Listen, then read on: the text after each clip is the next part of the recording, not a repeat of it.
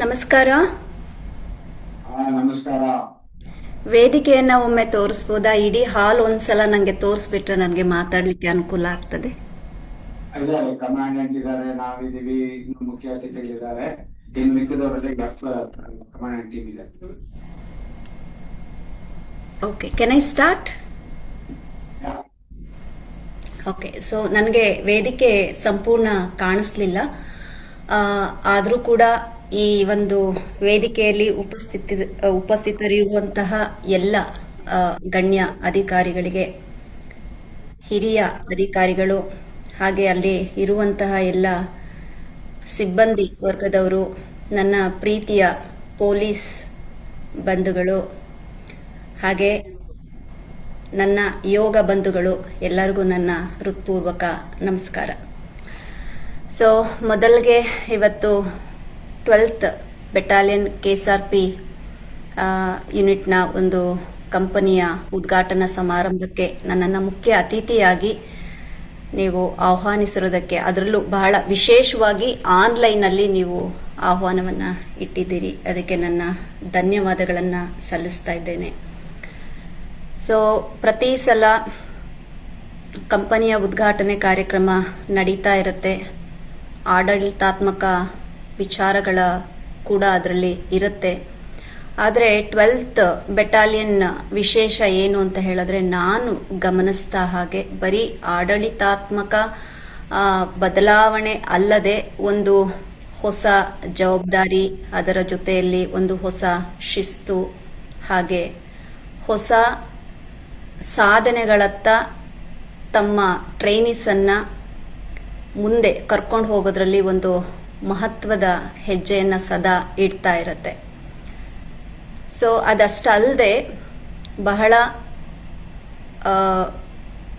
ಒಂದು ಮುಖ್ಯವಾಗಿ ಹೇಳಬೇಕು ಅಂತ ಹೇಳಿದ್ರೆ, ಒಂದು ಉತ್ತಮ ಆರೋಗ್ಯ ಅಥವಾ ಅವರಲ್ಲಿ ಒಂದು ಉತ್ತಮ ಮನೋಸ್ಥೈರ್ಯವನ್ನು ಅಥವಾ ಉತ್ತಮ ಸೇವಾ ಮನೋಭಾವನೆ ಹೆಚ್ಚಾಗಲಿ, ವೃದ್ಧಿಯಾಗಲಿ, ಅದರಿಂದ ಅವರ ಒಂದು ಸೇವಾ ಮನೋಭಾವನೆಯಿಂದ ಕಾರ್ಯವನ್ನು ನಿರ್ವಹಿಸಲಿ ಅನ್ನೋ ಒಂದು ಭಾವನೆಯಿಂದ ಈ ಕಂಪನಿಗಳ ಉದ್ಘಾಟನೆ ಕಾರ್ಯಕ್ರಮಗಳಲ್ಲಿ, ಸಾಕಷ್ಟು ಕಾರ್ಯಕ್ರಮಗಳಲ್ಲಿ ಒಂದು ಯೋಗ ಟ್ರೈನರ್ ಅಥವಾ ಯೋಗ ಗುರು ಆಗಿರುವಂತಹ ನನ್ನನ್ನು ತಾವು ಆಹ್ವಾನ ಮಾಡಿರ್ತೀರಿ.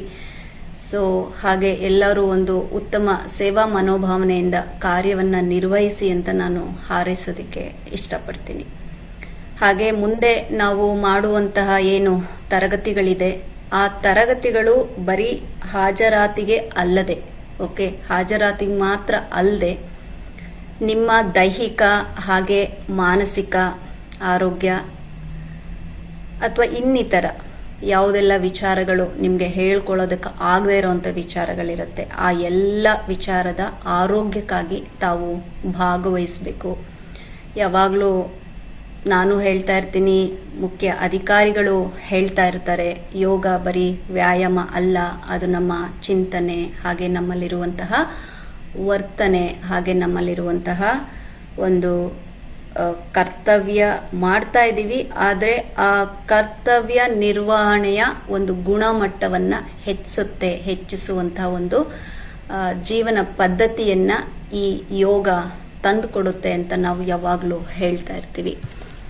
ಸರ್, ವೇದಿಕೆಯಲ್ಲಿ 4th ಬೆಟಾಲಿಯನ್ ಸರ್ ಇದ್ದಾರಾ?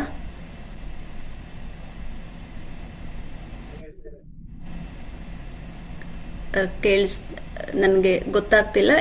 ಈ ವೇದಿಕೆಯಲ್ಲಿ 4th ಬೆಟಾಲಿಯನ್ KSRP ಯೂನಿಟ್ನ ಮಾನ್ಯ ಕಮಾಂಡೆಂಟ್ ಅವರು ಕೂಡ ಇದ್ರೂ ಕೂಡ ಈ ಮೂಲಕ ನಿಮ್ಮಲ್ಲಿ ಕೂಡ ನಾನೊಂದು ವಿನಮ್ರ ಮನವಿಯನ್ನ ಮಾಡ್ತಾ ಇದ್ದೀನಿ. ತಮ್ಮ ಯೂನಿಟ್ನಲ್ಲಿಯೂ ಕೂಡ ಒಂದು ಯೋಗ ಕಾರ್ಯಕ್ರಮಕ್ಕೆ ಒಂದು ಪ್ರೋತ್ಸಾಹವನ್ನು ನೀಡಿ ಸಿಬ್ಬಂದಿಯ ಆರೋಗ್ಯ ಮತ್ತು ಮಾನಸಿಕ ಕ್ಷೇಮಕ್ಕಾಗಿ ಈ ಒಂದು ನೀವೇನು ಉಪಯೋಗ ಅಂತ ಹೇಳ್ತಿರೋ ಅಥವಾ ಒಂದು ಉಪಕ್ರಮ ಅಂತ ಹೇಳ್ತಿರೋ, ಏನಾದರೂ ಹೇಳಿ ಇದನ್ನ ಒಂದು ಆರಂಭಿಸಿ ಅಂತ ಹೇಳಿ, ಜೊತೆಗೆ ಈ ಒಂದು ಕಾರ್ಯಕ್ರಮವನ್ನು ಆನ್ಲೈನಲ್ಲಿ ತಾವು ಆಯೋಜಿಸಿರುವಂತಹ ಎಲ್ಲ ನಮ್ಮ ಕಮಾಂಡೆಂಟ್ ಸರ್ ಸೇರಿಸಿ ಎಲ್ಲ ಅಧಿಕಾರಿಗಳಿಗೆ, ಸಿಬ್ಬಂದಿಗಳಿಗೆ ಹಾಗೆ ಪ್ರತಿಯೊಬ್ಬರಿಗೂ ಮೊದಲಿಗೆ ಅಭಿನಂದನೆಗಳು ಹಾಗೆ ಮತ್ತೆ ಧನ್ಯವಾದಗಳನ್ನು ಕೂಡ ಹೇಳ್ತೀನಿ. ಯಾವಾಗಲೂ ಹೇಳ್ತಾ ಇರ್ತೀನಿ, ನನ್ನ ಎಲ್ಲ ತರಗತಿಗಳಲ್ಲಿ 5 PM ಬ್ಯಾಚಲ್ಲಿ ನಾನು ನಿಮಗೆ ಸದಾ ಹೇಳ್ತಾ ಇರ್ತೀನಿ, ಆರೋಗ್ಯವಂತ ಪೊಲೀಸ್ ಯಾವಾಗಲೂ ಸದೃಢ ಇಲಾಖೆಯನ್ನ ಮಾಡಿಕೊಡುತ್ತೆ ಅಂತ. ಸೊ ಎಲ್ಲಿ ಸದೃಢ ಇಲಾಖೆ ಇರುತ್ತೋ ಅಲ್ಲಿ ಸುರಕ್ಷಿತ ಸಮಾಜ ಅಂತ. ಆದರೆ ನನಗೆ ಇತ್ತೀಚಿನ ದಿನಗಳಲ್ಲಿ ಅನ್ನಿಸ್ತಾ ಇರೋದು, ನಿಜವಾಗ್ಲೂ ನಮ್ಮ ಪೊಲೀಸ್ನವರು ಸುರಕ್ಷವಾಗಿ ಇದ್ದಾರಾ? ಅವರ ಆರೋಗ್ಯ ಸ್ಥಿತಿ ಹೇಗಿದೆ? ಅಂದರೆ ಮಾನಸಿಕ ಸ್ಥಿತಿ ಹೇಗಿದೆ? ಅವರಲ್ಲಿ ಇರುವಂತಹ ಕೆಲವು ವ್ಯಸನಗಳು, ಹಾಬೀಸ್, ಹವ್ಯಾಸಗಳು ಉತ್ತಮ ರೀತಿಯಲ್ಲಿ ಇದೆಯಾ? ನಿಮ್ಮ ಜೀವನ ಸಮತೋಲನವಾಗಿದೆಯಾ? ಒಂದ್ಸಲ ಕಣ್ಮುಚ್ಚಿ ಒಂಥರ ಧ್ಯಾನದ ಥರ, ಮೆಡಿಟೇಷನ್ ಥರ ನಾನು ಹೇಳೋವಂತಹ ಕೆಲವು ಮಾತುಗಳನ್ನು ಕೇಳಿಸ್ಕೊಳ್ಳಿ. ನಿಜವಾಗ್ಲೂ 100 ಜನರಲ್ಲಿ ಒಂದು 10 ಜನರಾದರೂ ಇರ್ತಾರೆ. ಯಾಕೆ ಹೇಳ್ತಾ ಇದ್ದೀನಿ ಅಂದರೆ, ನಾನೇ ಇತ್ತೀಚೆಗೆ ಒಂದು 3 ರಿಂದ 4 ತಿಂಗಳಿರ್ಬೋದು, I heard maybe 2 to 3 or 3 to 4 ಅಲ್ವಾ, ಬಹಳ ದುಃಖಕರವಾದಂತಹ ಘಟನೆಯನ್ನ ನೀವೆಲ್ಲರೂ ನೋಡ್ತಾ ಇದ್ದೀರಿ ಅಥವಾ ಕೇಳ್ತಾ ಇದ್ದೀರಿ. ನಾನು ಕೇಳಿದ್ದೀನಿ, ಕಣ್ಣಲ್ಲಿ ನೋಡಿಲ್ಲ. ಪೊಲೀಸ್ ಅಂದಾಗ ನಾವು ಸಮಾಜದಲ್ಲಿ ಒಂದು ಜವಾಬ್ದಾರಿಯುತ ಸ್ಥಾನದಲ್ಲಿರುವಂತಹ ಒಬ್ಬ ಅಧಿಕಾರಿ ಅಲ್ವಾ. ಅಂತಹ ಒಬ್ಬ ಅಧಿಕಾರಿನೇ ಒಂದು ಆನ್ಲೈನ್ ಗೇಮ್ ವ್ಯಸನಕ್ಕೆ ಒಳಗಾಗಿ ಸಾಲದ ಸುಳಿಯಲ್ಲಿ ಸಿಲುಕಿ ಮಾನಸಿಕ ಒತ್ತಡದಿಂದ ತನ್ನ ಜೀವನವನ್ನ ಕಳ್ಕೊಂಡಿದ್ದಾರೆ ಅಂತ ಹೇಳಿ ನನಗೆ ಆ ಸುದ್ದಿ ಬರುವಾಗ ನನಗೆ ಬಹಳ ಬೇಸರ ಆಗ್ತದೆ, ನೋವಾಗ್ತದೆ, ದುಃಖ ಆಗ್ತದೆ. ನನ್ನ ಜೊತೆ ಹೇಳುವಾಗ ಅಥವಾ ನಾನು ಕೇಳಿಸ್ಕೊಳ್ಳುವಾಗ ಅಥವಾ ನೋಡುವಾಗ ಜನರಲ್ ಆಗಿ ನಾನು ಓದಿದ್ರು ಕೂಡ ನನಗೆ ಅಗಾಧವಾದಂಥ ನೋವು. ನನಗೆ ಆ ನೋವನ್ನ ಎಲ್ಲಿ ಹೇಳ್ಕೋಬೇಕು, ಹೇಗೆ ಹೇಳ್ಕೋಬೇಕು, ಯಾರ ಹತ್ರ ಹೇಳ್ಕೋಬೇಕು, ಇದಕ್ಕೆ ಪರಿಹಾರ ಏನು ಅಂತೆಲ್ಲ ಆ ದಿನ ಎಲ್ಲ ನಾನು ಮೋಸ್ಟ್ಲಿ ನಿದ್ರೆನೂ ಮಾಡಿರಲ್ಲ, ಅಷ್ಟು ಯೋಚನೆ ಮಾಡ್ತಾ ಇರ್ತೀನಿ. ಪೊಲೀಸ್ ಆಗಲಿ ಅಥವಾ ಸಾಮಾನ್ಯ ಕುಟುಂಬದ ಯಾವುದೇ ಒಂದು ವ್ಯಕ್ತಿ ಆಗಲಿ, ಒಂದು ಹಾದಿ ತಪ್ಪಿದ್ರೆ ಅಥವಾ ನಿಯಂತ್ರಣ ತಪ್ಪಿದ್ರೆ, ಯಾವುದಾದರೂ ನಮಗೆ ಅರಿವಿಲ್ಲದೆ ಒಂದು ಕೆಟ್ಟ ಚಟಗಳಿಗೆ ಬಲಿಯಾದಾಗ ಆ ಬಲೆ ಒಳಗಡೆ ನಾವು ಸಿಕ್ಕೊಂಡಾಗ ನಾವು ಸುರಕ್ಷಿತ ಅಂತ ಯಾವತ್ತೂ ಅನ್ಸಲ್ಲ. ಹೇಗೆ ಶುರುವಾಗುತ್ತೆ ಈ ವ್ಯಸನಗಳು? ನಿಮಗೂ ಗೊತ್ತಿದೆ, ಬೀಡಿ ಸೇದೋನು ಒಂದು ಬೀಡಿ ಸೇದನ ಟ್ರಯಲ್ ಮಾಡೋಣ, ಎಣ್ಣೆ ಹೊಡಿಯೋನು ಒಂದು ಪೆಗ್ ಹೊಡಿಯೋ ಪರವಾಗಿಲ್ಲ, ಏನೂ ಆಗಲ್ಲ, ರೈಟ್? ಅದೇ ಥರ ಎಣ್ಣೆ ಹೊಡೆದ್ರೂ ಅಪರೂಪಕ್ಕೆ ಎಕ್ಸ್ಕ್ಯೂಸ್ ಇದೆ. ಆದರೆ ಈಗ ಏನು ನಾವು we are herding online gaming, gambling ಅಂತ ಏನು ಹೇಳ್ತೀವಿ, ಅಂತಹ ವ್ಯಸನಕ್ಕೆ ನಿಜವಾಗ್ಲೂ ಪರಿಹಾರ ಇಲ್ಲ ಬೇರೆಯವರಿಂದ. ನಿಮ್ಮೊಳಗೆ ಮಾತ್ರ ಪರಿಹಾರ ಇದೆ. ಇದು ಹೇಗೆ ಶುರುವಾಗತ್ತೆ ನಿಮಗೆ? ಫಸ್ಟ್ ಸ್ವಲ್ಪ ಹೊತ್ತು ಆಡೋಣ ಅಂತ ನೀವು ಶುರು ಮಾಡಿರ್ತೀರಿ, ಒಂದು ಗೇಮ್ ಆಡೋಣ ಅಂತ ಶುರು ಮಾಡ್ತೀರಿ. ನನ್ನ ಪ್ರಕಾರ ಒಂದು ಗೇಮ್ ಅಂತ ನೀವು ಶುರು ಮಾಡಿದ್ರೆ ಈಗ 50, 100, 200 ಅನ್ನೋದೆಲ್ಲ ಹೊರಟೋಯ್ತು. ಸಾಧ್ಯ ಆದರೆ ನಾನು ಮಾತಾಡೋದನ್ನ ನೀವು ರೆಕಾರ್ಡ್ ಮಾಡಿ ಇಟ್ಕೊಳ್ಳಿ, ಪದೇ ಪದೇ ಕೇಳಿಸ್ಕೊಳ್ಳಿ. ನಾನು ಮಾತಾಡೋದು ಕೇಳಿಸ್ತಾ ಇದೆಯಾ? ಎಲ್ಲರಿಗೂ ವಾಯ್ಸ್ ಕೇಳಿಸ್ತಾ ಇದೆಯಾ? ಎಸ್ ಅಂದ್ರೆ ಎಸ್ ಅಂತ ಕೊಡಿ. ನೇರವಾಗಿ ಕೂತ್ಕೊಳ್ಳಿ, ಸಾಧ್ಯ ಆದಷ್ಟು ನೇರವಾಗಿ ಕೂತ್ಕೊಳ್ಳಿ. ಎಲ್ಲರೂ ಅಟೆನ್ಷನ್ ಈ ಕಡೆನೇ ಇರಲಿ. ಕೇಳಿಸ್ಕೊಳ್ಳಿ. ನಿಮಗೆ ನೋಡಿ ಕೇಳಿಸ್ಕೊಳಕ್ ಆಗ್ತಾ ಇಲ್ಲ ಅಂದ್ರೆ ಕಣ್ಮುಚ್ಚಿ, ನಾನು ಹೇಳದ್ನಲ್ಲ, ಒಂದು ಧ್ಯಾನದ ರೀತಿ ನಾನು ಹೇಳೋವಂಥ ವಿಚಾರವನ್ನ ನೀವು ಕೇಳಿಸ್ಕೊಳ್ಳಿ. ಹೇಳ್ತಾ ಇದ್ನಲ್ಲ, ಒಂದು ಗೇಮ್ ಆಡೋಣ, ಸ್ವಲ್ಪ ಹೊತ್ತು ಆಡೋಣ, ಅಥವಾ ಇವತ್ತು 100, 200 ಅನ್ನೋದು ನಮ್ಮ ಕೈನಲ್ಲಿ ಇಲ್ಲ. ನಾವು ಏಕ್ದುಮ್ 1000 ರೂಪಾಯಿಗೆ ಹೋಗ್ತೀವಿ, 1000 ರೂಪಾಯಿ ನೀವು ಕಳ್ಕೊಳ್ತೀರಾ. ನೆಕ್ಸ್ಟ್ ಏನಾಗುತ್ತೆ, ಕಳ್ಕೊಂಡಿರೋದನ್ನ ನಾನು ವಾಪಸ್ ತಗೋಬಿಡೋಣ, ಓಕೆ, ಈ ಸಲ ನಾನು ಗೆದ್ರೆ ಹಣ ವಾಪಸ್ ಬರುತ್ತೆ ಅಂತ ಹೇಳಿ ಮತ್ತೆ ನಿಮ್ಮಲ್ಲಿ ಒಂದು ಕೆಟ್ಟ ಆಸೆ ನಿಮ್ಮಲ್ಲಿ ವೃದ್ಧಿ ಆಗ್ತಾ ಹೋಗುತ್ತೆ. ಹೌದಲ್ಲ? ನಿಜನಾ? ಯೂಶುವಲ್ ಆಗಿ ಮನುಷ್ಯನ ಸಹಜ ಆಸೆಯ ಒಂದು ಮನೋಧರ್ಮ. ಆದ್ರೆ ಮನಸ್ಸಿನ ಆಸೆ ಯಾವತ್ತೂ ಸಾಕು ಅಂತ ಹೇಳೋದಿಲ್ಲ. ಯಾವತ್ತಾದ್ರೂ ಮನಸ್ಸಿನ ಆಸೆ ಸಾಕು ಅಂತ ಹೇಳಕ್ ಸಾಧ್ಯನೇ ಇಲ್ಲ. ನಾನೇನಾದ್ರೂ ಇವತ್ತು ಗೆದ್ದೆ, ನಾನಿವತ್ತು 1000 ರೂಪಾಯಿಯನ್ನ ನಾನಿವತ್ತು ಗೆದ್ದೆ ಅಂತ ಹೇಳಿದ್ರೆ ಮನಸ್ಸಿಗೆ ಇನ್ನಷ್ಟು ಬೇಕು ಅನ್ನೋ ಆಸೆ ಹೇಳುತ್ತೆ. ಹೌದಲ್ಲ? ನಿಜ ಅಲ್ಲ ನಾನು ಹೇಳ್ತಾ ಇರೋದು? ಟ್ರೂ ಅಲ್ಲ? ಇನ್ ಸ್ವಲ್ಪ ಬೇಕು ಅನ್ನೋ ಆಸೆ ಬರುತ್ತೆ. ಸೋತೆ ಅಂತ ಇಟ್ಕೊಳ್ಳಿ, ಆ ಕಳ್ಕೊಂಡಿರೋದನ್ನ ನಾನು ಮರಳಿ ಮತ್ತೆ ಪಡಿಬೇಕು ಅಂತ ಹೇಳಿ ಮತ್ತೆ ಹೋಗ್ತಾನೆ. ಹೀಗೆ ಅಲ್ಲ ಗೇಮ್ಗಳೆಲ್ಲ ಬರೋದು, ಚಟಗಳೆಲ್ಲ ಬರೋದು ಗೇಮಿಗೆ ಸಂಬಂಧಪಟ್ಟಂತಹ. ಓಕೆ, ಸೊ ಹಾಗಾಗಿ ಇಲ್ಲಿ ಏನಾಗ್ತಾ ಇದೆ ಜನರ ಜೀವನದಲ್ಲಿ, ನಾನು ಬರೀ ಇಲಾಖೆಯನ್ನೇ ಕುರಿತು ಈಗ ನಾನು ಮಾತಾಡ್ತೀನಿ, ಹೊರಗಿಂದ ಯಾವುದು ವಿಚಾರವನ್ನ ಮಾತಾಡಲ್ಲ. ಯಾಕಂದ್ರೆ ನಾವು ಸಂಪೂರ್ಣವಾಗಿ ಅಫಿಷಿಯಲ್ ಆಗಿ ಇಲಾಖೆ ಮತ್ತು ನಾನು ಮಾತ್ರ ಇರೋದ್ರಿಂದ ಇಲ್ಲಿ ಏನಾಗ್ತಾ ಇದೆ, ಓವರ್ ಆಲ್ ಮನುಷ್ಯ ಅಂತ ತಗೊಂಡ್ರೆ ಮನುಷ್ಯ ಆಟವನ್ನ ಆಡ್ತಾ ಇಲ್ಲ. ಓಕೆ, ಆ ಆಟ ನಿಮ್ಮನ್ನ ಆಡ್ಸೋದಿಕ್ಕೆ ಶುರುವಾಗತ್ತೆ. ನೀವು ಆಟ ಶುರು ಮಾಡ್ತೀರಿ, ಕೊನೆಗೆ ಏನಾಗುತ್ತೆ ಅಂದ್ರೆ ಆ ಆಟ ನಿಮ್ಮನ್ನ ಆಡ್ಸೋದಕ್ಕೆ ಪ್ರಾರಂಭ ಮಾಡುತ್ತೆ. ಓಕೆ, ಯಾಕೆ ಆ ಥರ ಆಡ್ಸಕ್ ಶುರು ಮಾಡುತ್ತೆ ಅಂದ್ರೆ, ನಾವು ಪೊಲೀಸ್ನವ್ರು ಏನ್ ಮಾಡ್ತೀವಿ ಅಂದ್ರೆ, sorry to say police but I have no way. Okay, ಮನುಷ್ಯ ಅಂತ ಅನ್ಕೊಳ್ಳೋಣ. ಮನುಷ್ಯ ಎಕ್ಸಾಂಪಲ್ ನಾನು ನನ್ನ ಮೇಲೆ ಹಾಕೊಳ್ತೀನಿ. ನಾನು ತಗೊಳ್ತಾ ಇರೋಂತಹ ಸಂಬಳಕ್ಕಿಂತ ನಾನು ದೊಡ್ಡ ಕನಸನ್ನ ಕಾಣೋದು. ಓಕೆ, ಹೌದಲ್ಲ? ನಾನು ತಗೊಳ್ತಾ ಇರೋ ಸಂಬಳಕ್ಕಿಂತ ದೊಡ್ಡ ಕನಸನ್ನ ಕಾಣುವಂಥದ್ದು. ಇದು ನಿಮ್ಗೆ ಸ್ವಲ್ಪ ಕಠಿಣ ಅಂತ ಅನ್ಸ್ಬೋದು, ಆದ್ರೆ ಸತ್ಯ ಯಾವತ್ತು ಕಹಿ ಮತ್ತು ಕಠಿಣ ಅಂತ ನಿಮ್ಗೆ ಗೊತ್ತಿದೆ. ನಿಮ್ಮ ಸಂಬಳ ಎಷ್ಟು ಇರುತ್ತೆ, ಓಕೆ, ಆ ಮಟ್ಟದಲ್ಲಿ ಮಾತ್ರ ಬದುಕದನ್ನ ನಾವು ಕಲಿಬೇಕು. ನಿಮ್ಗೆ ಎಷ್ಟು ಸಂಬಳ ಇರುತ್ತೆ.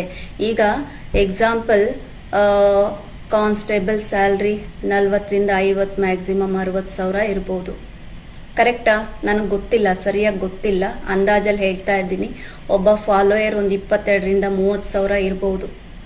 30,000 ಸಂಬಳ ತಗೊಳ್ಳೋನು ಅಥವಾ 50,000, ಆವ್ರೇಜ್ ಆಗಿ 50,000 ಸಂಬಳ ತಗೊಳ್ಳೋನು 1,00,000 ಸಂಬಳ ತೆಗೆದುಕೊಳ್ಳುವವನ ಈಕ್ವಲ್ ಆಗಿ ಜೀವನವನ್ನ ನಡೆಸೋದಕ್ಕೆ ಪ್ರಯತ್ನ ಮಾಡ್ತಾರಲ್ಲ, ಅದು ನಮ್ಮನ್ನ ಈ ರೀತಿ ಸಾಲ ಮಾಡೋ ರೀತಿ ಮಾಡುತ್ತೆ. ಸಾಲ ಮಾಡಿದ್ರೆ ಏನೆಲ್ಲ ಆಗತ್ತೆ ಹೇಳಿ? ಸಾಲ ಮಾಡಿದ ತಕ್ಷಣ, ನಿಮ್ಗೆಲ್ಲರಿಗೂ ಸಾಲ ಮಾಡಿದ ತಕ್ಷಣ ಫಸ್ಟ್ ನಮ್ಮಲ್ಲಿ ಆತಂಕ ಅನ್ನೋದು ಶುರುವಾಗುತ್ತೆ. ಸ್ಟಾರ್ಟಿಂಗ್ನಲ್ಲೇನೋ ನಾವು ಮಾಡ್ಕೊಂಡ್ಬಿಡ್ತೀವಿ. ಸಾಲ ಬಂತು ಅಂತ ಅಂದ್ರೆ ಸಾಲದ ನಂತರ ಅದ್ರ ಹಿಂದೆನೆ ಫಾಲೋ ಮಾಡುವಂಥದ್ದು ನಮ್ಮಲ್ಲಿ ಆತಂಕ. ಅದೇ ಅನ್ಎಕ್ಸೈಟಿ ಅಲ್ವಾ? ಆ ಆತಂಕ ನಿಮ್ಮಲ್ಲಿ ಇದೆ ಅಂದ್ರೆ ಕಳಿಸ್ತಿರ್ತೀರ ನಿದ್ರೆ ಬರಲ್ಲ ಅಂತ. ಓಕೆ, ನಿಮ್ಮಲ್ಲಿರೋ ನಿದ್ರೆ ಹೊರಟೋಗುತ್ತೆ. ನಿದ್ರೆ ಹೋಯ್ತು ಅಂತಂದ್ರೆ ನಿಮ್ಮ ಮನಸ್ಸು ಕುಸ್ತೋಗುತ್ತೆ. ನಿದ್ರೆ ಇಸ್ ವೆರಿ ಇಂಪಾರ್ಟೆಂಟ್. ಯಾಕೆ ಮೈಂಡ್ ವೀಕ್ ಆಗತ್ತೆ ಅಂದ್ರೆ ಪ್ರಾಪರ್ ಸ್ಲೀಪ್ ಮಾಡಿರಲ್ಲ. ಓಕೆ, ನೀವೆಲ್ಲರೂ ಅನ್ಕೊಂಡಿದ್ದೀರಾ ಸಂತೋಷ ನಾವು ಮಾಡೋಂತ ಆದಾಯದ ಪ್ರಮಾಣದಲ್ಲಿ ಇದೆ. ನಾನು 1,00,000 ಆದಾಯವನ್ನ ಮಾಡ್ಬಿಟ್ರೆ ನಾನು ಖುಷಿಯಾಗಿದ್ದೀನಿ, ನಾನು ಸಂತೋಷವಾಗಿದ್ದೀನಿ ಅಂತ ಅನ್ಕೊಳ್ತೀರಿ. ನೆನ್ಪಿಟ್ಕೊಳ್ಳಿ, ಸಂತೋಷ ಯಾವತ್ತೂ ನಿಮ್ಮ ಆದಾಯದ ಪ್ರಮಾಣದಲ್ಲಿ ಇಲ್ಲ. ನೆನ್ಪಿಟ್ಕೊಳ್ಳಿ. ಓಕೆ, ಯಾವಾಗ್ಲೂ ನಿಮ್ಮ ತೃಪ್ತಿಯ ಪ್ರಮಾಣ, ನೀವೇನು ಸಂಬಳವನ್ನ ತಗೊಳ್ತಾ ಇರ್ತೀರಿ ಆ ಸಂಬಳದಲ್ಲಿ ನೀವು ಯಾವ ರೀತಿಯ ತೃಪ್ತಿಯ ಜೀವನವನ್ನ ಮಾಡ್ತೀರೋ ಅದರಲ್ಲಿ ನಿಮ್ಮ ಸಂತೋಷ ಇರತ್ತೆ. ಒಂದು ನೆನ್ಪಿಟ್ಕೊಳ್ಳಿ, ನೀವು ಏನೇ ಮಾಡಿ, ನೀವು ಸಾಲ ಮಾಡಿ, ನೀವು ಗೇಮ್ ಮಾಡಿ, ನೀವು ಸುಸೈಡ್ ಮಾಡಿ, ಸತ್ತೋಗಿ, ಏನಾದ್ರೂ ಆಗಿ, ಒಂದೇ ಒಂದು ಸಲ ನಿಮ್ಮ ಕುಟುಂಬವನ್ನ ಯೋಚನೆ ಮಾಡಿ. ಏನೇ ಒಂದು ಹೆಜ್ಜೆಯನ್ನ ಇಡೋದಕ್ಕಿಂತ ಮುಂಚೆ, ನೀವೊಂದು ಕಾರ್ಸ್ ಹಿಡಿಯುವ ಮುಂಚೆ ಅಥವಾ ನಿಮ್ಮ ಮೊಬೈಲ್ನಲ್ಲಿ ಒಂದು ಆಪ್ ಅನ್ನ ಡೌನ್ಲೋಡ್ ಮಾಡುವ ಮುಂಚೆ ನಿಮ್ಮ ಕುಟುಂಬದ ಮೌಲ್ಯವನ್ನ ನೀವೆಲ್ಲ ತಿಳ್ಕೊಳ್ಳಿ. ನೀವು ಕಳ್ಕೊಂಡಿರುವಂತ ಹಣವನ್ನ ಸಂಪಾದನೆ ಮಾಡಬಹುದು. ನೆನ್ಪಿಟ್ಕೊಳ್ಳಿ. ಓಕೆ, ನೀವು ಕಳ್ಕೊಳ್ಳುವಂತ ಹಣ ಮತ್ತೆ ನಾವು ಸಂಪಾದನೆ ಮಾಡಬಹುದು. ನಾನು ಕಳ್ಕೊಳ್ಳೋ ಹಣ ನಾನು ಮತ್ತೆ ಸಂಪಾದನೆಯನ್ನ ಮಾಡ್ತೀನಿ. ಆದ್ರೆ ಒಂದೇ ಒಂದು ಯೋಚನೆ ಮಾಡಿ, ನಿಮ್ಮಿಂದ ದೂರ ಆದಂತಹ ನಿಮ್ಮ ಹೆಂಡತಿ, ಆ ಹೆಂಡತಿಯ ಅಳು ಅಥವಾ ಆ ಗೋಳಾಡುವ ಅಥವಾ ಗಾಬರಿಗೊಳ್ಳುವಂತಹ ಆ ನಿಮ್ಮ ಮಕ್ಕಳುಗಳು, ನಿಮ್ಮ ತಂದೆ ತಾಯಿ, ವಯಸ್ಸಾದಂತಹ ತಂದೆ ತಾಯಿ, ವಯಸ್ಸಿಗೆ ಬಂದಂತಹ ದುಡಿಯುವಂತಹ ಮಗನನ್ನ ಕಳೆದುಕೊಂಡಂತಹ ತಂದೆ ತಾಯಿಯ ನೋವು, ಅವರ ಮನಸ್ಸನ್ನ ಯಾರು ಮತ್ತೆ ಯಥಾ ಪ್ರಕಾರ ಹೇಗಿತ್ತು ಹಾಗೆ ತರೋದಕ್ಕೆ ಯಾರಿಂದಲೂ ಸಾಧ್ಯನೇ ಇಲ್ಲ. ಓಕೆ, ಹಾಗಾಗಿ ನೀವು ಮಾಡುವಂತ ಪ್ರತಿಯೊಂದು ಸಾಲದ ಹಿಂದೆ, ನೀವು ಹೋಗುವಂತವ ಅಥವಾ ಯಾವುದೇ ವ್ಯಸನಿಗಳು ನೀವೇನಾಗ್ತೀರಿ ಅದರ ಹಿಂದೆ, ಓಕೆ, ಒಂದೇ ಒಂದು ಸಲ ಯಾವುದೇ ನಿರ್ಧಾರವನ್ನ ತೆಗೆದುಕೊಳ್ಳುವ ಮುನ್ನ ನಿಮ್ಮ ಕುಟುಂಬವನ್ನ ನೆನಪು ಮಾಡ್ಕೊಳ್ಳಿ. ಅದ್ರ ಹಿಂದೆ ನಿಮ್ಮ ಕುಟುಂಬದ ಭವಿಷ್ಯ ಇರುತ್ತೆ, ಅರ್ಥ ಮಾಡ್ಕೊಳ್ಳಿ. ನಾನು ಏನ್ ಹೇಳ್ತಾ ಇದ್ದೀನಿ ಇದೇ ನಿಮ್ಗೆ ಟ್ರೂ. ನೀವು ಮಾತಾಡೋದು ನನಗೆ ಕೇಳಿಸ್ತಲ್ಲ. ಕೊನೆಗೆ ಏನಾದ್ರೂ ನೀವು ಪ್ರಶ್ನೆ ಇದ್ರೆ ನಾನು ನನ್ನ ಕಡೆಯಿಂದ ಮ್ಯೂಟ್ ಮಾಡಿ ನಿಮ್ಗೆ ನಾನು ಕೊಡ್ತೀನಿ. ಓಕೆ, ಹಾಗಾಗಿ ಯಾವುದೋ ನಿರ್ಧಾರವನ್ನ ನೀವು ತಗೋಬೇಡಿ. ಆಯ್ತು, ಏನೋ ನಿಮಗೆ ಅರಿವಿಲ್ಲದೆ ಯಾವುದೋ ಒಂದು ವ್ಯಸನಗಳಿಗೆ ನೀವು ಹೊರಟೋಗ್ಬಿಟ್ರಿ ಅಥವಾ ಸಾಲ ಮಾಡಿಬಿಟ್ರಿ ಅಂತ ಇಟ್ಕೊಳ್ಳಿ. ಓಕೆ, ಸೊ ಈಗ ಎಕ್ಸಾಂಪಲ್, ನಾನು ಮಾಡ್ತಾ ಇರೋಂಥ ಕೆಲಸದಿಂದ ನನ್ನ ಕುಟುಂಬಕ್ಕೆ ಗೌರವ ಇದೆಯಾ ಒಂದ್ಸಲ ಯೋಚನೆ ಮಾಡ್ಕೊಳ್ಳಿ ನೀವು. ಅಥವಾ ನೋವಿದೆಯಾ? ನಿಮ್ಮ ಹಿಂದಿರುವ ನಿಮ್ಮ ಎಲ್ಲಾ ಕುಟುಂಬ ಸದಸ್ಯರಿಗೂ ನಿಮ್ಮ ಬಗ್ಗೆ ಹೆಮ್ಮೆ ಇದೆ ಅಲ್ವಾ? ಸೊ ಹಾಗಾಗಿ ಯಾವುದೇ ವ್ಯಸನಕ್ಕೆ ನೀವು ದಾಸರ ಆಗ್ಬೇಡಿ. ಆದರ ವ್ಯಸನಕ್ಕೆ ಹೋಗಿ ಆಗ್ಬಿಟ್ಟಿದೆ, ವ್ಯಸನಿಗಳು ನಾವು ಆಗೋಗ್ಬಿಟ್ಟಿದೀವಿ, ಸಾಲಗಾರ ನಾನು ಆಗೋಗ್ಬಿಟ್ಟಿದ್ದೀನಿ, ನಾನು ಸಾಲವನ್ನ ಮಾಡ್ಬಿಟ್ಟಿದ್ದೀನಿ. ಹಾಗಾದರೆ ನಾನು ಅದರಿಂದ ನಾನು ಆಚೆ ಹೇಗೆ ಬರಬೇಕು? ಆಗೋಗ್ಬಿಟ್ಟಿದೆ, ಆಗೋಗಿರೋದಕ್ಕೆ ನಾವೇನೂ ಮಾಡೋಕ್ಕಾಗಲ್ಲ ಅಲ್ವಾ? ಸೊ ಆ ಸಮಸ್ಯೆನ ನೀವು ಒಪ್ಕೋಬೇಕು. ನಾನು ತಪ್ಪು ಮಾಡಿದ್ದೀನಿ, ನಾನು ವ್ಯಸನಿ ಆಗಿದ್ದೀನಿ, ನಾನು ಸಾಲಗಾರನಾಗಿದ್ದೀನಿ, ನನ್ನ ಸಾಲವನ್ನ ನಾನು ಮಾಡಿದ್ದೀನಿ ಅಂತ ಒಪ್ಕೊಳ್ಳಿ. ವ್ಯಸನ ಇಲ್ಲ ಅಂತ ಯಾವತ್ತೂ ನೀವು ನಿರಾಕರಣೆ ಮಾಡಬೇಡಿ. ನಾನು ಗೇಮಿಂಗ್ ಆಡ್ತಾ ಇಲ್ಲ ಅಂತ ಹೇಳಕ್ ಹೋಗ್ಬೇಡಿ. ನಾನು ಬೆಟ್ಟಿಂಗ್ ಆಗಿಲ್ಲ ಅಂತ ಹೇಳಕ್ ಹೋಗ್ಬೇಡಿ. ಎಲ್ಲರ ಹತ್ರನೂ ಮೊಬೈಲ್ ಇದೆಯಾ ಇವಾಗ? Do you have mobiles? ಇದ್ರೆ ಒಂದ್ಸಲ ನೀವು ಮೊಬೈಲ್ ತೆಗಿರಿ, ಯಾವ್ದಾದ್ರೂ ಆ್ಯಪ್ಗಳಿದ್ರೆ ಇವತ್ತೇ ಈ ಕ್ಷಣ ಈ ಒಂದು ತಿಂಗಳು ಯಾವುದೇ ಕಾರಣಕ್ಕೂ ಯಾವುದೇ ಗೇಮ್ ಆ್ಯಪನ್ನು ನಾನು ಓಪನ್ ಮಾಡಲ್ಲ ಅಂತ ಆ್ಯಪ್ ಎಲ್ಲ ಈಗಲೇ ಈ ಕ್ಷಣನೇ ಜಸ್ಟ್ ಅನ್ಇನ್ಸ್ಟಾಲ್ ಮಾಡಿ. ಸಿನ್ಸಿಯರ್ ಆಗಿ ಅಲ್ಲಿ ಯಾರು ಇದ್ರೆ ಸಿನ್ಸಿಯರ್ ಆಗಿ ತೆಗೆದು ಡಿಲೀಟ್ ಮಾಡಿ ನೋಡೋಣ. ಅದು ನಿಮ್ಮ ಆತ್ಮಸಾಕ್ಷಿ. ನೋಡಿ, ತೆಗಿರಿ, take out your mobiles. If you have any mobiles, if you have ಏನಾದ್ರೂ ಒಂದು ಆ್ಯಪ್ ಇದ್ರೆ ದಯವಿಟ್ಟು ತೆಗಿರಿ. ಇದೆಲ್ಲ ಒಂದು ಕ್ರಾಂತಿ ಆಗ್ಲಿ. ಇಲಾಖೆ ಒಳಗಡೆ 12th ಬೆಟಾಲಿಯನ್ ಇಂದಾನೆ ಇಡೀ ಕರ್ನಾಟಕ ರಾಜ್ಯದಲ್ಲಿ ಒಂದು ಕ್ರಾಂತಿ ಆಗ್ಲಿ. ಇವೆಲ್ಲ ಒಳ್ಳೆ ಕ್ರಾಂತಿ. ಮೊಬೈಲ್ ಅಲ್ಲಿ ಯಾವ್ದು ಆ್ಯಪ್ ಇಟ್ಕೋಬೇಡಿ, ಅನ್ಇನ್ಸ್ಟಾಲ್ ಮಾಡಿ. Do it that. ನಾಳೆ ಮಾಡ್ತೀನಿ, ಸಂಜೆ ಮಾಡ್ತೀನಿ, ಆಮೇಲೆ ಮಾಡ್ತೀನಿ, ಈಗ ಮಾಡ್ತೀನಿ, ಆಗ ಮಾಡ್ತೀನಲ್ಲ. Right now we have to do it. ಆಪ್ಗಳನ್ನೆಲ್ಲ ಅಳಿಸ್ಬಿಡಿ ಕಂಪ್ಲೀಟ್ ಆಗಿ. ಓಕೆ, ಅದು ಮೊದಲು. ಜೊತೆಗೆ ನಿಮ್ಮಲ್ಲಿ ಯಾವುದೇ ನಿಮ್ಮ ಹಣ ಕಂಟ್ರೋಲ್ ನಿಮ್ಮ ಕೈನಲ್ಲಿಲ್ಲ, ನೀವು ಸಾಲ ಮಾಡಿಬಿಟ್ಟಿದ್ದೀರಿ ಅಂತ ಇಟ್ಕೊಳ್ಳಿ. 1 ತಿಂಗಳು ನಿಮಗೆ ಬಹಳ ನಂಬಿಕೆ ಇರುವಂತಹ ನಿಮ್ಮ ಕುಟುಂಬಸ್ಥರ ಒಂದು ವ್ಯಕ್ತಿಗೆ ನಿಮ್ಮ ಹಣ ನಿಯಂತ್ರಣ ಮಾಡುವಂತಹ ಜವಾಬ್ದಾರಿಯನ್ನ ಕೊಟ್ಬಿಡಿ. ಅದ್ರ ಜೊತೆಗೆ ಪ್ರತಿದಿನ ಅದ್ರ ಬಗ್ಗೆ ಏನು ತಿಳ್ಕೊಳಕ್ ಹೋಗ್ಬೇಡಿ, ಅನಲೈಸ್ ಮಾಡಬೇಡಿ, ಜಸ್ಟಿಸ್ ಮಾಡಕ್ ಹೋಗ್ಬೇಡಿ. ಸುಮ್ಮನೆ ಬ್ಲೈಂಡ್ ಆಗಿ ಕಲ್ಲು ತರ ಬಂದು ವ್ಯಾಯಾಮ ಮಾಡಿ, ಕಲ್ಲು ತರ ಬಂದು ಯೋಗ ಮಾಡಿ. ಓಕೆ, ಯೋಗ ಕಲ್ಲಿಗೆ ಜೀವವನ್ನ ಕೊಡುತ್ತೆ, ಜೀವನವನ್ನು ಕೊಡುತ್ತೆ. ನಾನು ಮಾತಾಡೋದು ಕೇಳಿಸ್ತಿದ್ಯಾ? ಎಲ್ಲರಿಗೂ ಕ್ಲಿಯರ್ ಇದೆಯಾ? ನಾನೇನಾದ್ರೂ ತಪ್ಪು ಮಾತಾಡ್ತಾ ಇದ್ದೀನಾ? ರೈಟ್ ವೇ ಮಾತಾಡ್ತಾ ಇದ್ದೀನಾ?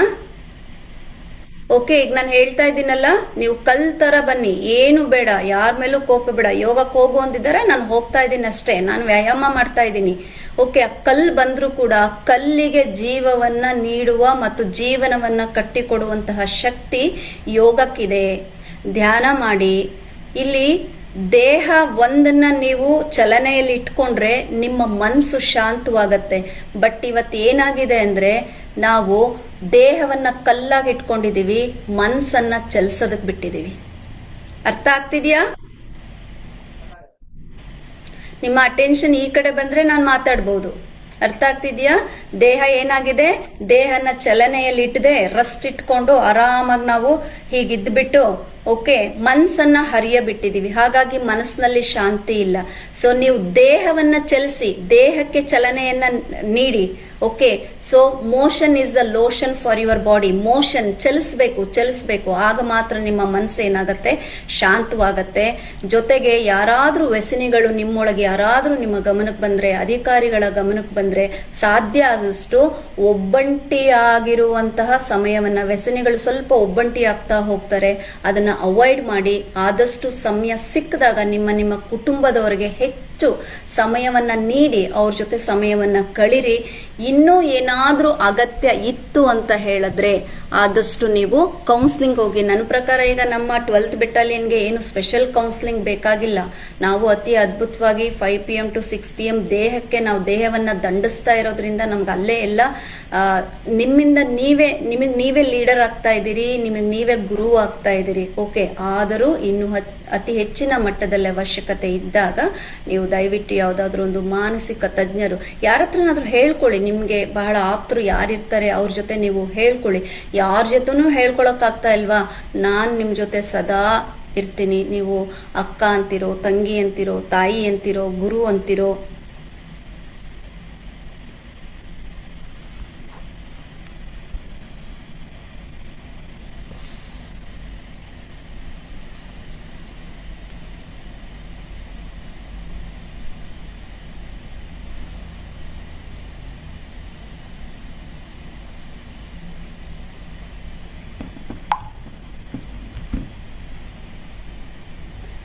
ವಿಡಿಯೋ ಆಫ್ ಆಯ್ತು. ಕೇಳಿಸ್ತಿದ್ಯಾ?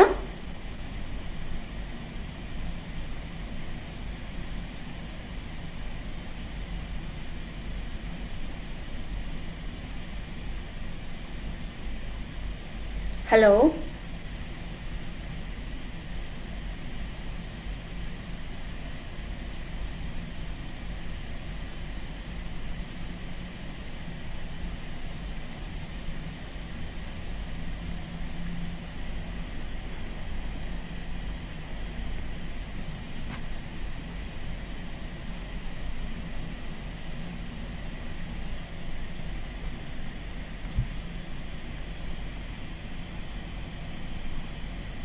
ಕೇಳಿಸ್ತಾ ಇದೆಯಾ?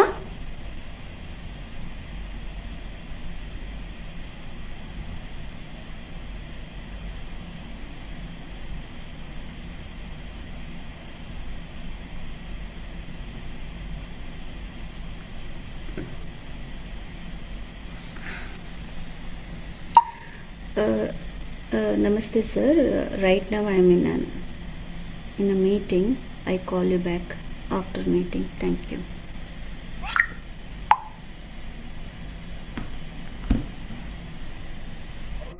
ಕೇಳಿದಾಗ ಅಥವಾ ಏನಾದ್ರು ಸನ್ನೆ ಮಾಡಿ ರೆಸ್ಪಾಂಡ್ ಮಾಡಿ. ಇದೇ ಬಹಳಷ್ಟು ಜನ ತಲೆ ಕೆಳಗಾಡ್ಕೊಂಡು ಕುತ್ಕೊಂಡಿದ್ದೀವಿ. ನಿಮ್ ಮೊಬೈಲ್ಗಳು ಎಲ್ಲಿದೆ? ಎಲ್ಲಿಗಪ್ಪ? ಇವ್ರ ಮೊಬೈಲ್ ಇವ್ರ ಹತ್ರನೇ ಇದೆಯಾ? ಕ್ಲಾಸ್ ಅಲ್ಲಿ ಯಾರು ಮೊಬೈಲ್ ತರಬಾರ್ದು. ಹೊರಗಡೆ ಒಂದ್ ಕಡೆ ಟೇಬಲ್ ಹಾಕ್ಸಿ ಅಲ್ಲಿ ಹೋಗುವಾಗ ನೋಡಿ. ಯಾಕಂದ್ರೆ ಈಗಲೂ ಬಹಳಷ್ಟು ಜನ ತಲೆ ಕೆಳಗಾಡ್ಕೊಂಡಿದ್ದಾರೆ. ನಾನ್ ಮಾತಾಡೋ ಕೇಳಿಸ್ತಾ ಇದೆಯಾ? ಲೈನ್ ಕನೆಕ್ಟ್ ಆಯ್ತಾ ಇವಾಗ? ಕೇಳಿಸ್ತಾ ಇದೆಯಾ? Okay, thank you.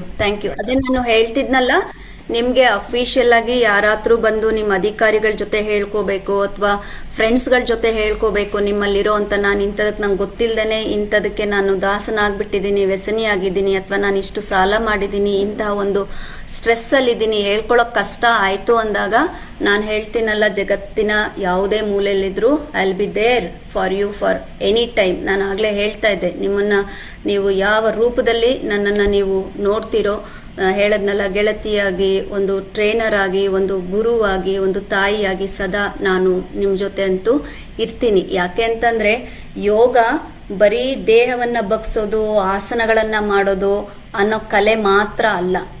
ಯೋಗ ಏನ್ ಹೇಳತ್ತೆ ಅಂದ್ರೆ ಮನಸ್ಸು ಗೆದ್ದವನೇ ವಿಜಯಿ ಅಂತ ಹೇಳ್ತಾರೆ. ನೀವು ನಿಮ್ಮನ್ನ ಗೆಲ್ಲಬೇಕು, ನಿಮ್ಮ ಮನಸ್ಸನ್ನ ಗೆಲ್ಲಬೇಕು. ₹1,00,000 ಗೆಲ್ಲೋದು ಮುಖ್ಯ ಅಲ್ಲ. ಹೋಗಿ ಗೇಮಿಂಗ್ನಲ್ಲಿ ₹1,00,000 ಗೆಲ್ಲೋದಕ್ಕಿಂತ ನಿಮ್ಮೊಳಗೆ ಗೆಲ್ಬೇಕು ಅನ್ನೋ ಒಂದು ಆಸೆ ಡೆವಲಪ್ ಆಗಿರುತ್ತೆ ನೋಡಿ ಒಳಗಡೆ. ಆ ಆಸೆಯನ್ನ ನಿಯಂತ್ರಿಸೋದಿದೆಯಲ್ಲ, ದಟ್ ಈಸ್ ದೊಡ್ಡ ಸಾಧನೆ. ಅದನ್ನ ನಿಯಂತ್ರಣ ಮಾಡಿ. ಒಂದು ಪಂದ್ಯವನ್ನ ಗೆಲ್ಲೋದು ಬಹಳ ಮುಖ್ಯ ಅಲ್ಲ, ನಮ್ಮಲ್ಲಿರುವಂತಹ ಒಂದು ಕೆಟ್ಟ ಅಭ್ಯಾಸವನ್ನ ಸೋಲ್ಸೋದಿದೆಯಲ್ಲ, ಅದು ನಿಮ್ಮ ದೊಡ್ಡ ಗೆಲುವು. ನೀವು ಬರ್ದಿಟ್ಕೊಳ್ಳಿ, ಇವತ್ತು ಒಂದು ಡೈರಿನಲ್ಲಿ ಬರ್ದಿಟ್ಕೊಳ್ಳಿ ಅದನ್ನ. ಓಕೆ, ಸೊ ನಾನು ಯಾವುದನ್ನು ಗೆಲ್ಲುವುದಕ್ಕಿಂತ ಮುಂಚೆ ನನ್ನಲ್ಲಿ ಏನು ಕೆಟ್ಟ ಅಭ್ಯಾಸ ಇದೆ ಇವತ್ತು ನಾನು ಆ ಅಭ್ಯಾಸವನ್ನ ಸೋಲಿಸ್ಬೇಕು. ತಿಂಗಳ ಕೊನೆಯಲ್ಲಿ ಅದು ನಿಮ್ಮ ದೊಡ್ಡ ಒಂದು ಗೆಲುವಾಗಿರುತ್ತೆ. ಅರ್ಥ ಆಯ್ತಾ? ಸೊ ಹಾಗಾಗಿ ಇನ್ನೇನು ಹೇಳಲಿ, ಕೊನೆಯದಾಗಿ ಏನು ಹೇಳ್ಬೋದು ನಿಮಗೆ, ಅದೇ ಯಾವತ್ತೂ ಜೂಜಿನ ಮೇಲೆ ನೀವು ನಿಮ್ಮ ಜೀವನವನ್ನ ಇಡೋದಕ್ಕೆ ಯಾವತ್ತೂ ಹೋಗಬೇಡಿ. ಇದು ನನ್ನ ರಿಕ್ವೆಸ್ಟ್ ಅಂತ ಅನ್ಕೊಳ್ಳಿ. ನೋಡಿ, ಒಂದು ಅರ್ಥ ಮಾಡ್ಕೊಳ್ಳಿ. ಕೇಳಿಸ್ತಾ ಇದೆಯಾ ಎಲ್ಲರಿಗೂ? ಕೇಳಿಸ್ತಾ ಇದೆಯಾ? ರೈಟ್. ಹಣವನ್ನ ಕಳ್ಕೊಂಡ್ರೆ ಸಂಪಾದನೆ ಮಾಡ್ಬೋದು. ನೀವು ಉದ್ಯೋಗ ಕಳ್ಕೊಂಡ್ರೆ ಮತ್ತೆ ಪಡಿಬಹುದು. ಜೀವ ಕಳ್ಕೊಂಡ್ರೆ ಯಾವುದನ್ನು ಮರಳಿ ಪಡೆಯೋದಕ್ಕದು ಸಾಧ್ಯನೇ ಇಲ್ಲ. ಹಾಗಾಗಿ ಯಾವುದೇ ಕಾರಣಕ್ಕೂ ನಾನು ವೇಗವಾಗಿ ಶ್ರೀಮಂತ ಆಗ್ಬೇಕು ಅನ್ನೋ ಕನಸನ್ನ ಬಿಟ್ಬಿಡಿ ಎಲ್ಲರೂ. ಓಕೆ, ವೇಗವಾಗಿ ಶ್ರೀಮಂತ ಆಗ್ಬೇಕು ಅಂತ ಒಂದು ಶಾರ್ಟ್ ಕಟ್ ಅಲ್ಲಿ ಹೋದವ್ರು ಎಲ್ಲರೂ ಇವತ್ತು 90% ಓಕೆ ಸಾಲಗಾರರಾಗೇ ಇದ್ದಾರೆ, ಇಲ್ಲ ಸುಸೈಡ್ ಮಾಡ್ಕೊಂಡಿದ್ದಾರೆ. ಓಕೆ, ಶಿಸ್ತು, ತೃಪ್ತಿ, ಪರಿಶ್ರಮ, ಓಕೆ, ಇವು ಮಾತ್ರ ಮನುಷ್ಯನನ್ನ ನಿಜವಾದ ಶ್ರೀಮಂತನನ್ನಾಗಿ ಮಾಡೋದಕ್ಕೆ ಸಾಧ್ಯ. ನಾನಿವತ್ತು ನಿಮ್ಮ ಮುಂದೆ ಬಹಳ ಪ್ರೌಡ್ ಆಗಿ ಹೇಳ್ತೀನಿ, ಯು ಬಿಲೀವ್ ಆರ್ ನಾಟ್, ನೀವೇನೋ ಬೇರೆ ಬೇರೆ ಈ ಬಿಲ್ ಗೇಟ್ಸ್ ಅವರು ಇವರು ಹೆಸರುಗಳೆಲ್ಲ ಹೇಳ್ಬೋದು. ನಾನು ಬಹಳ ಆತ್ಮ ತೃಪ್ತಿಯಿಂದ ನಾನು ಹೇಳ್ತೀನಿ, ನಾನೇ ಅನ್ಕೊಳ್ತೀನಿ ಇಡೀ ಜಗತ್ನಲ್ಲಿ ನಾನೇ ಶ್ರೀಮಂತೆ.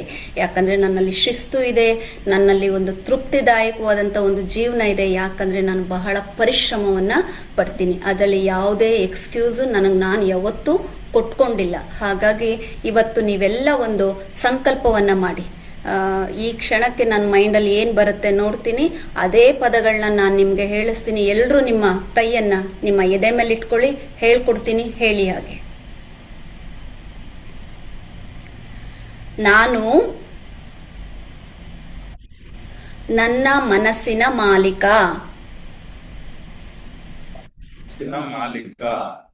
ಯಾವುದೇ ವ್ಯಸನದ ದಾಸನಲ್ಲ.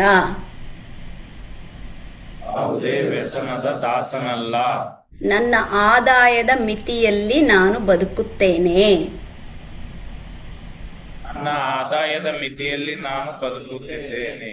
ನನ್ನ ಕುಟುಂಬದ ಸಂತೋಷವನ್ನು ಮೊದಲ ಆದ್ಯತೆಯಾಗಿ ನೀಡಿ ನನ್ನ ವೃತ್ತಿ ಜೀವನವನ್ನು ಸೇವಾ ಮನೋಭಾವನೆಯಿಂದ ಕರ್ತವ್ಯವನ್ನ ನಿಭಾಯಿಸುತ್ತೇನೆ.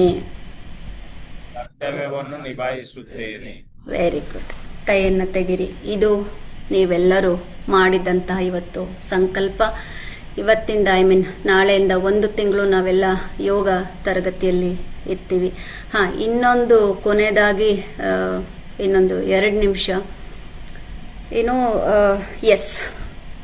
ಮೊನ್ನೆ ನಾನು ಮೈಸೂರಿಗೆ ಹೋದಾಗ ಒಬ್ರು ಕೇಳಿದ್ರು, ಏನು ಗುರುಮ ನೀವು ಯಾವಾಗ್ಲೂ ಏನೇ ವಿಷಯ ಬಂದ್ರು ಒಂದ್ ಕಡೆ ಹಂಸ ಹುಸೇನ್ ಅಂತೀರಿ, ನಮ್ಮ ACP ಅಂಕಲ್ ಅಂತೀರಿ, ಅವ್ರ ಹೆಸರೇ ಹೇಳ್ತಾ ಇರ್ತೀರಾ, ಎಲ್ಲೋದ್ರು ಅವ್ರ ಬಗ್ಗೆನೇ ಮಾತಾಡ್ತಾ ಇರ್ತೀರಾ. ಅದರಲ್ಲೂ ಮೊನ್ನೆ ಅಂತೂ ಒಬ್ರು ತುಂಬಾ ಶಾರ್ಪ್ ಆಗಿ ಸ್ಟ್ರಾಂಗ್ ಆಗಿ, ಗುರುಮ ನಿಮಗೆ ಸ್ವಂತ ನಿರ್ಧಾರಗಳೇ ಇಲ್ವಾ? ಸೊ ನೀವ್ ಯಾಕೆ ಏನ್ ಕೇಳಿದ್ರು ಕೇಳಿ ಹೇಳ್ತೀನಿ ಅಂತ ಹೇಳಿದ್ರಿ. ಒಂದೇ ಒಂದು ನೆನ್ಪಿಟ್ಕೊಳ್ಳಿ. ಸೊ ಬಹಳ ಸರಳ ಉತ್ತರ, ನಮ್ಮಲ್ಲಿರುವಂತಹ ಜ್ಞಾನವನ್ನ ಸಮಾಜಕ್ಕೆ ತಲುಪಿಸ್ಬೇಕು ಅನ್ನೋ ಒಂದು ಉದ್ದೇಶ ನಮ್ಮಲ್ಲಿ ಇದ್ರೆ, ಆ ಜ್ಞಾನವನ್ನ ಬೆಳೆಸೋದಕ್ಕೆ, ಒಂದು ಪರಿಚಯಿಸೋದಕ್ಕೆ ಅವಕಾಶವನ್ನ ಯಾರು ನೀಡಿರ್ತಾರೆ, ಯಾರು ಕಾರಣ ಆಗಿರ್ತಾರೆ, ಅವ್ರನ್ನ ಯಾರು ಯಾವತ್ತೂ ಮರಿಬಾರ್ದು. ಅದು ನನ್ನ ನಂಬಿಕೆ. ಸೊ ಇವತ್ತು ಇಲ್ಲಿ ನಾನು ಕರ್ನಾಟಕ ಪೊಲೀಸ್ ಇಲಾಖೆಯಲ್ಲಿ ವಿವಿಧ ಘಟಕಗಳಲ್ಲಿ ಬೇರೆ ಬೇರೆ ಯೂನಿಟ್ಸ್ನಲ್ಲಿ ಯೋಗ ಬಗ್ಗೆ ಮಾತಾಡ್ತಾ ಇರಬಹುದು ಅಥವಾ ಯೋಗವನ್ನ ಮಾಡಿಸ್ತಾ ಇರಬಹುದು. ಪ್ರತಿನಿತ್ಯ ಸಾವಿರಾರು ಪೊಲೀಸ್ ಸಿಬ್ಬಂದಿಗಳು ಇವತ್ತು ಯೋಗವನ್ನ ಮಾಡ್ತಾ ಇದ್ದಾರೆ. ನಿಮಗೂ ಕೂಡ ಗೊತ್ತಿದೆ, ಅದು ಅನೇಕ ಜಿಲ್ಲೆಗಳ ಘಟಕಗಳು ಅಲ್ವಾ, ನಿಮಗೆ ಗೊತ್ತಿದೆ. ಅನೇಕ ವೇದಿಕೆಗಳಲ್ಲಿ ಕೂಡ ವೇದಿಕೆಗಳ ಕಾರ್ಯಕ್ರಮಗಳನ್ನು ಕೂಡ ನಾನು ಇಂಡಿಯಾದಲ್ಲಿ ನಾನು ನಡೆಸ್ಕೊಟ್ಟಿದ್ದೀನಿ. ಸೊ ಆದ್ರೆ ಅದು ನಾನು ಒಬ್ಳೇ ಅಲ್ಲ. ಹೌದು, ಭಾಗೀರಥಿ ಅಂದ್ರೆ ಯೋಗ ಅಂದ್ರೆ ಭಾಗೀರಥಿ ಅಥವಾ ನಿಮ್ಮ ಮುಂದೆ ಇರುವಂತಹ ಈಗಿನ ನಿಮ್ಮೆಲ್ಲರ ಪ್ರೀತಿಯ ಗುರುಮ ಇರಬಹುದು. ಆದರೆ ಈ ಭಾಗೀರಥಿ ಕನ್ನಡತಿಯನ್ನ ಅಥವಾ ಈ ಗುರುಮ ಕನ್ನಡತಿಯನ್ನ ಒಬ್ಬ ಸಾಮಾನ್ಯ ಯೋಗ ಟ್ರೈನರ್ ಆಗಿ ದುಬೈ ಪೊಲೀಸ್ನಲ್ಲಿ ಕೆಲಸ ಮಾಡ್ತಾ ಇದ್ದಂಥವಳನ್ನ ಇಡೀ ಕರ್ನಾಟಕ ಪೊಲೀಸ್ ಕುಟುಂಬಕ್ಕೆ ಪರಿಚಯ ಮಾಡಿದಂಥವ್ರು ನಮ್ಮ ರಿಟೈರ್ಡ್ ACP ನಾರಾಯಣ್ ಸ್ವಾಮೀಜಿ, ಹಾಗೆ ಬೆಟಾಲಿಯನ್ ಕಮಾಂಡೆಂಟ್ ಆಗಿರುವಂತಹ ನಮ್ಮ ಹಂಸ ಹುಸೇನ್ಜಿ.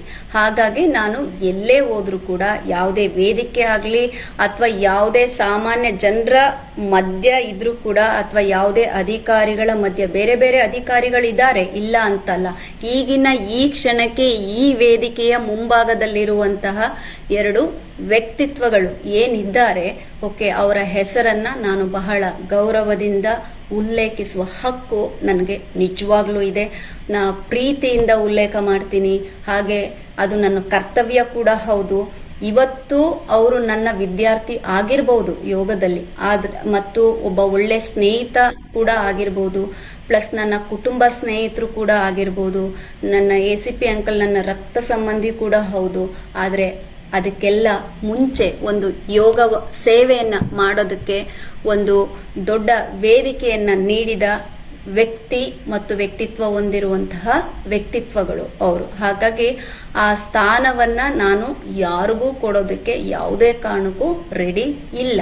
ಈ ಒಂದು ಕಾರ್ಯದಲ್ಲಿ ಬಹಳ ಜನರು ಜೊತೆಲಿದ್ದಾರೆ ನಮ್ಮ ಜೊತೆ. ಓಕೆ, ಈಗ ನಿಮ್ಮ ಮುಂದೆ ಇರೋ ತರ ನಮ್ಮ ಹಂಸ ಹುಸೇನ್ಜಿ ಇದ್ದಾರೆ, ನಾರಾಯಣ್ ಸ್ವಾಮೀಜಿ ಅವರಿದ್ದಾರೆ.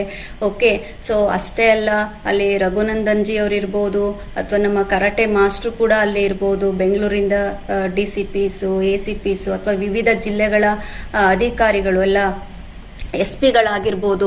ಓಕೆ, ಎಲ್ಲರೂ ಕೂಡ ಈ ಒಂದು ಯೋಗ ಅಭಿಯಾನ ಅನ್ನೋದಕ್ಕಿಂತ ಇದೊಂಥರ ಕ್ರಾಂತಿ.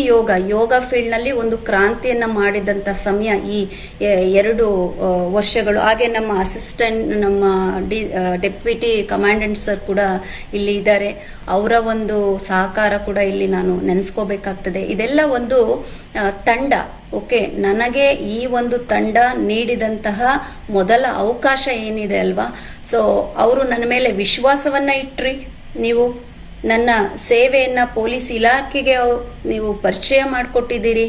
ಸೊ ಹಾಗಾಗಿ ನಾನು ಹಂಸ ಹುಸೇನ್ಜಿ ಹೆಸರನ್ನ ನಾನು ಸದಾ ತಗೊಳ್ತೀನಿ. ACP ನಾರಾಯಣ್ ಸ್ವಾಮೀಜಿ ಅವರ ಹೆಸರನ್ನ ನಾನು ಸದಾ ತಗೊಳ್ತೀನಿ. ನಾನು ಬಹಳ ಕೃತಜ್ಞತೆಯಿಂದ ತಗೊಳ್ತೀನಿ. ನಮ್ಮ ರಘುನಂದನ್ ಜಿ ಇದ್ದಾರೆ.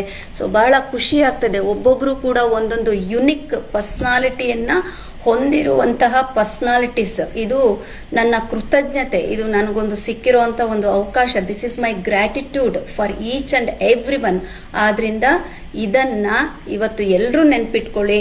ಇದನ್ನ ನನ್ನ ಮನವಿ ಅನ್ಕೊಳ್ತಿರೋ ಅಥವಾ ಸಂದೇಶ ಅನ್ಕೊಳ್ತಿರೋ ಅಥವಾ ವಿನಂತಿ ಅನ್ಕೊಳ್ತಿರೋ ಅಥವಾ ಕೆಲವರಿಗೆ ಇದು ನನ್ನ ಎಚ್ಚರಿಕೆ ಅಂತ ಬೇಕಾದ್ರೂ ನೀವು ಅನ್ಕೋಬಹುದು. I don't care. Okay, so ಒಂದೇ ಒಂದು ಯಾವತ್ತು ನೆನ್ಪಿಟ್ಕೊಳ್ಳಿ, ಇವತ್ತಿರ್ಬೋದು, ನಾಳೆ ಇರ್ಬೋದು, ಅಥವಾ ನನ್ನ ಕೊನೆಯ ಉಸಿರಿರೋವರೆಗೂ ಕೂಡ ಈ ವ್ಯಕ್ತಿತ್ವವನ್ನ ಹೊಂದಿರುವಂತಹ ನನ್ನ ಜೀವನದ ಈ ಒಂದು ಪಯಣದ ಒಂದು ಮಹತ್ವ ಪಾತ್ರ ಏನ್ ನಡೀತಾ ಇದೆ, ಇದರಲ್ಲಿ ಈ ನನ್ನ ಜವಾಬ್ದಾರಿಯಲ್ಲಿ ಪಾತ್ರ ವಹಿಸಿರುವಂತಹ ಪ್ರತಿಯೊಬ್ಬರ ಹೆಸರನ್ನ ನಾನು ಸದಾಕಾಲ ಉಲ್ಲೇಖಿಸ್ತಾನೆ ಇರ್ತೀನಿ.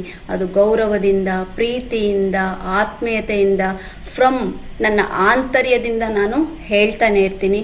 ಹಾಗಾಗಿ ಯಾವತ್ತು ನಾನಾಗ್ಲಿ, ನೀವಾಗ್ಲಿ, ಬೇರೆ ಯಾರೇ ಆಗ್ಲಿ, ನಮ್ಮ ಯಶಸ್ಸಿಗೆ ಅಥವಾ ನಮ್ಮ ಸೇವೆಗೆ ಯಾರು ಕಾರಣ ಆಗಿರ್ತಾರೆ ಅವರನ್ನ ಪ್ರತಿನಿತ್ಯ ನಾವು ನೆನೆಸ್ಕೊಂಡು ನಮ್ಮ ದಿನವನ್ನ ಪ್ರಾರಂಭ ಮಾಡೋದು ಪ್ರತಿಯೊಬ್ಬರ ನಿಜವಾದ ಮನುಷ್ಯರ ಲಕ್ಷಣ. ನಾನು ಮನುಷ್ಯಳು, ಹಾಗಾಗಿ ನಾನು ಸದಾ ಅವರ ಹೆಸರನ್ನ ತಗೊಳ್ತೇನೆ.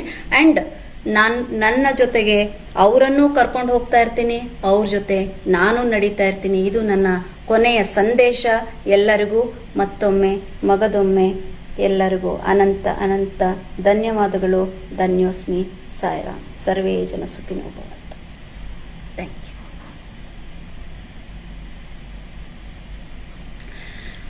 ನಾನು ಕಂಪನಿಗೆ ಹೋಗ್ಬೇಕು, ವೆಹಿಕಲ್ ವೆಯ್ಟ್ ಮಾಡ್ತಾ ಇದ್ದೆ sir. If you don't mind can I leave? Thank you. Thank you madam. ಸಂದೇಶ ಮತ್ತೆ ಯೋಗ ತರಬೇತಿಗಾಗಿ ನಾವೆಲ್ಲ ಧನ್ಯರಿದ್ದೇವೆ. Join your class. Thank you. Thank you sir. ಒಮ್ಮೆ ನಮ್ಮ ಎಲ್ಲ ಬಂಧುಗಳನ್ನ ತೋರಿಸ್ಬಿಡಿ ಒಂದ್ಸಲ. ನಾನೊಮ್ಮೆ ಎಲ್ಲ ನಮಸ್ಕಾರ ಮಾಡಿ ಹೊರಟ್ಬಿಡ್ತೀನಿ ಪ್ಲೀಸ್. Thank you. ನಾನೇನಾದರೂ ತಪ್ಪು ಮಾತಾಡಿದ್ರೆ ಮಾತಾಡಿಲ್ಲ ಅಂತ ಅನ್ಕೊಂಡಿದ್ದೀನಿ. ಯಾಕೆಂದ್ರೆ ಮಕ್ಕಳ ಹತ್ರ ಯಾವತ್ತೂ ತಾಯಿ ತಪ್ಪು ಮಾತಾಡೋದಕ್ಕೆ ಸಾಧ್ಯ ಇಲ್ಲ. ನನಗೆ ಗೊತ್ತಿಲ್ಲ ನಿಮ್ಮನ್ನೆಲ್ಲ ನಾನು ಹೃದಯದಲ್ಲಿ ಹೇಗೆ ಬಂಧಿಸ್ಕೊಂಡು ಹೆಂಗೆ ಕಾಳಜಿ ಮಾಡಬೇಕು, ಪೋಷಣೆ ಮಾಡಬೇಕು, ಪ್ರೀತಿಸ್ಬೇಕು ಗೊತ್ತಿಲ್ಲ. ನಾನು ಸ್ವಲ್ಪ ಎಮೋಷ್ನಲ್ ಆಗ್ತೀನಿ ನಿಮ್ಮ ವಿಚಾರ ಬಂದಾಗ. ಎಲ್ಲರಿಗೂ ಮತ್ತೊಮ್ಮೆ ಧನ್ಯೋಸ್ಮಿ. Thank you sir.